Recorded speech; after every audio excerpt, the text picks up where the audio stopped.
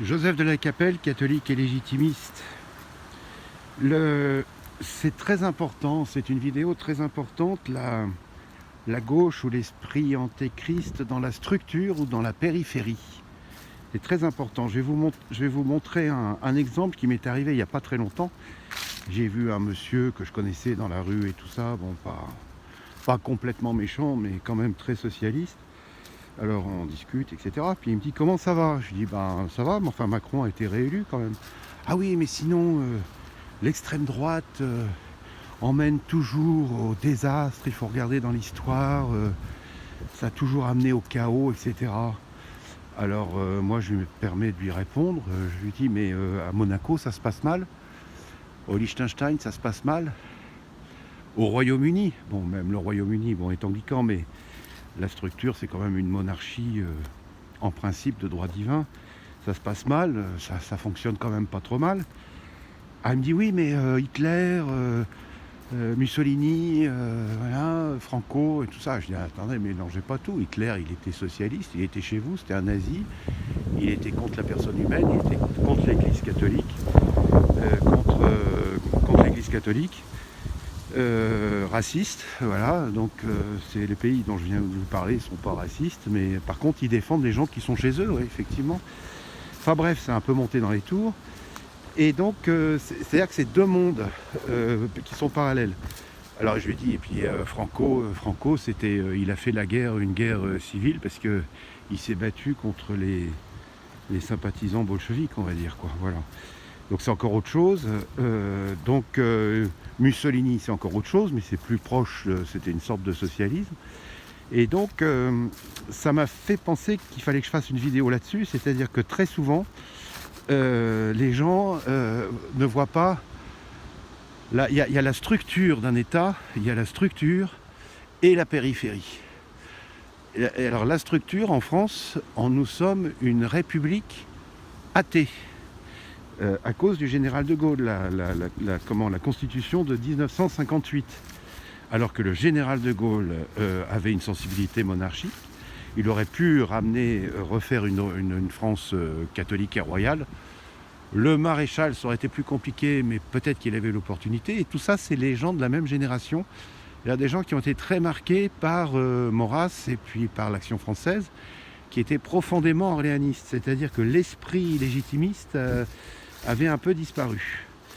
Mais par contre, il aurait pu faire une république dans laquelle il y avait une référence à Dieu, etc., etc. Mais poussé certainement par le Grand Orient, etc. Enfin bref, on a une république athée. C'est-à-dire que la France est structurellement de gauche athée, quoi. Elle est pratiquement communiste dans la Constitution française, la Constitution de la Ve République. Il n'y a aucune référence à Dieu. Et la séparation de l'Église et de l'État, ça n'est pas la séparation de l'Église et de l'État, ça c'était sous ce qu'on appelle l'Ancien Régime, c'est la France catholique et royale. Il y a la séparation du trône et de l'autel, qui a valu d'ailleurs coûter très cher à Louis XIV. On en reparlera. Enfin, Louis XIV avait été excommunié en secret parce que dans le Concile de Trente, il s'était opposé au fait qu'il ne pouvait pas intervenir au niveau de la loi sur ces sujets qui étaient ecclésiastiques. S'il a, je sais pas, un curé qui a volé, ben c'est normal que le roi dise quelque chose. Ou si un évêque se comporte mal, c'est normal que la justice royale intervienne. Voilà. Et donc, à l'époque, ça n'avait pas, voilà, ça n'avait pas plu au pape, etc. Donc il y a la séparation du temporel et du spirituel. Il y a toujours eu ça dans la France catholique et royale. Par contre, en France, il y a eu, depuis 1905, la soumission de l'Église à la France franc-maçonne, quoi, républicaine et franc-maçonne. Donc c'est pas du tout pareil. Et souvent les gens confondent. Après, imaginons que demain la France redevienne catholique et royale, et puis que le roi dise écoutez, dans un premier temps, on va quand même faire un parlement, mais qui sera en proportionnelle complète. Il y aura des partis catholiques, il y aura des partis avec des députés catholiques, etc. Puis il y aura certainement une gauche, etc., des gens, des progressistes, etc. Mais la structure sera de droite, si vous voulez. Puis en France, la majorité des gens sont de droite. Donc si on fait une proportionnelle complète, les progressistes, à mon humble avis, seront minoritaires. Voilà.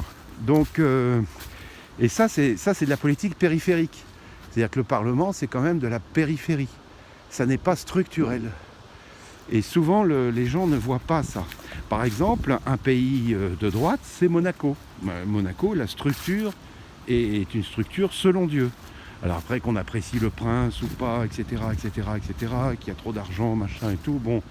Mais ça, c'est périphérique. Mais la structure est bonne. La principauté de Liechtenstein, la structure est bonne. Le royaume d'Espagne est un royaume catholique et capétien en plus, parce que le Philippe d'Espagne est un Bourbon, donc un prince capétien, cousin évidemment de notre roi Louis XX. La structure est bonne.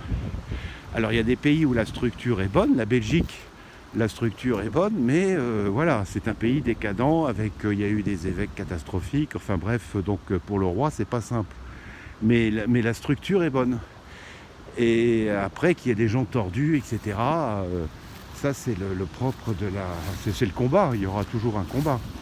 Mais je voulais revenir là-dessus parce qu'on n'en parle pas assez, et il y a souvent une confusion qui est faite. Et ce brave homme avec qui j'ai parlé, voyait que... Enfin lui, bon, il était socialiste, donc le fascisme c'est Adolf Hitler. Non, Adolf Hitler était un national-socialiste, sans Dieu, etc. Donc beaucoup plus proche en fait des socialistes français que de la droite française catholique et royale. Voilà, quelques points pour bien montrer. Et donc la France, c'est la structure qui est mauvaise. La constitution de la Ve République n'est pas une bonne structure. Et il faut en sortir. Et il faut donc que l'archevêque de Reims sacre le roi et la reine à Reims. Ça ne dépend que de lui. C'est le seul homme politique important, c'est le Monseigneur l'archevêque de Reims, qui s'appelle Monsieur de Moulin-Beaufort, je crois. Monseigneur de Moulin-Beaufort. C'est lui le seul homme qui peut changer, éviter la guerre civile, éviter que ça soit le chaos, qu'on ait des politiques corrompus et complètement barges. Enfin voilà. Donc c'était une précision sur la périphérie et la structure. C'est très important. À très bientôt à tous. Que Dieu vous garde. Nous sommes le 20 décembre. Très joyeuse fête de Pâques et sainte fête de Pâques. Union de prière, union dans le chapelet, le rosaire, l'oraison, et puis la Sainte Messe pour ceux qui peuvent y aller tous les jours. Et malheureusement, on est beaucoup à être loin, donc surtout la messe le dimanche, la messe de Saint-Pie V, beaucoup de persécutions encore au niveau de la messe de Saint-Pie V en France, c'est absolument scandaleux.